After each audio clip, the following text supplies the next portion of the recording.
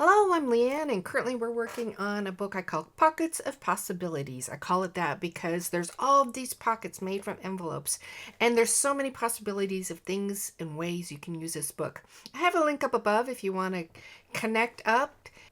You'll find a playlist with the previous 4 tutorials that we've done so far.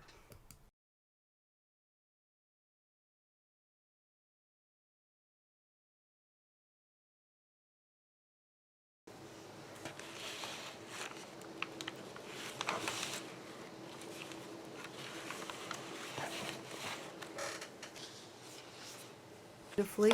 Now we're going to put on the covers that we made in the very beginning. Nicely pressed, nice and firm. Love it getting to this part. It just makes it so exciting seeing it all together. Now for this part, we're going to use the same kind of technique, the same kind of flow that we used to place the entire envelopes of the book together. It's just a little upside down T shape. You want to make sure you get it low enough and high enough. So you don't need a ton of glue. You just want to make sure that you have enough glue that's going to secure the envelopes in place. Go ahead and gingerly place that there. If it scooches around, no problem. Just go ahead and move it around and get it in the right position. Check it out and put your bottom layer on. You want that parallel line going to the bottom of your book and the little T stem going up. Not too far, just enough to give it a little bit of a area to hold on to so that you can still see your envelope.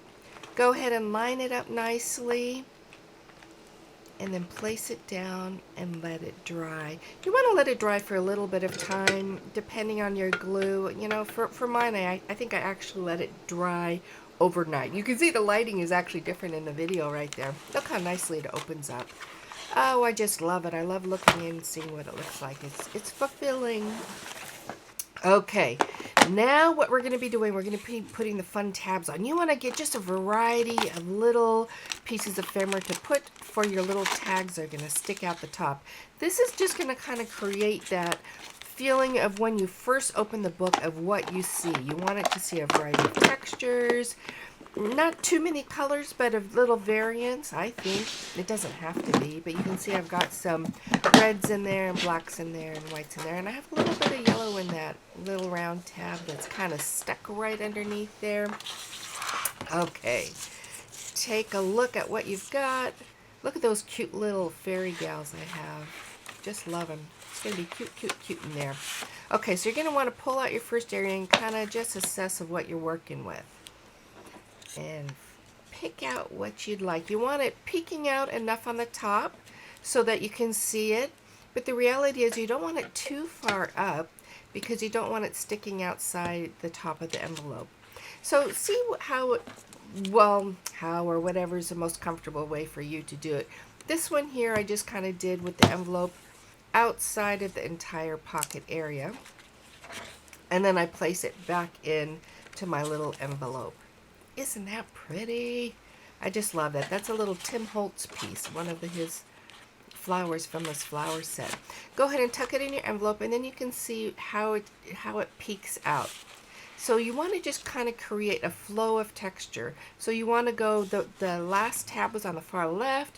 This tab you want to put just a little inside that area so that they're just different areas. So I decided this one, I have all of my little lacy parts just normal white, but I decided there was not enough contrast and I needed to add just a slight dusting of the coloring just to create a little contrast. I don't want to make a big deal of it because I don't want to do all of them, but I did want it to be a little bit more visible in my little pocket area. So here is my tab, and so you can put your tabs in the front side of your file folder, or you can put it on the inside of your file folder. If you have it on the front side of your file folder, you're going to see a little bit more of it sticking out as you take a look through your entire envelope. Now I did put a little bit of my distressed ink on the edge there too, just once again to create a little bit more contrast because I felt like each of them were just kind of getting lost within each other. Now my goal is to not do that with every single one. I could and it'd be fine, but my goal is to just kind of, you know, Make it sweet. So now this is one that I made before. And so I was kind of looking at it to see what I did. This design here is nice. It's a nice one that you can make multiples of. So that you can have them for gifts, you can have them to resell. And the nice thing about it is you don't have to recreate it each time. You can kind of go off your previous design of how you already looked at it and decide you wanted it to be. And that's what I did here. I'm using pretty much close to the same kind of thing, and I'm putting it right in. So I'm adjusting it just a little bit here to make sure it's peeking out enough while my glue is still wet enough that it can move around. I guess I lied. I was still just assessing to see where I want to put it. The funny thing is, and then I just pull it right up there, and it's who knows the spot. So I'm eyeballing it to see, placing the glue, and then putting it on. This time for reals. Oh, it's just fun making all this, isn't it? Seeing it all come together, figuring it out. It's just such a joy, just such a pleasure. Now putting it in and just seeing. So I want to show you here. See how that one's sticking out a little bit too far? So it's not a big deal, but it does stick out. So it's going to be more vulnerable to being pushed and bent and the like. So ideally, if you can have it inside of the edge of your book, really is best. But you know what? If it's sticking out a little bit, no big deal. No reason to lose any sleep. Just move along and have fun. Okay. On to the next one. I want to pick something that's a little bit different shape, maybe a little bit different color. This little butterfly works perfectly. Now this butterfly might be one of the ones I think I got from the dollar store. I know Tim Holtz has some excellent butterflies, but to be honest, the Dollar Tree had some wonderful butterfly ephemera that I picked up too that I'm able to use.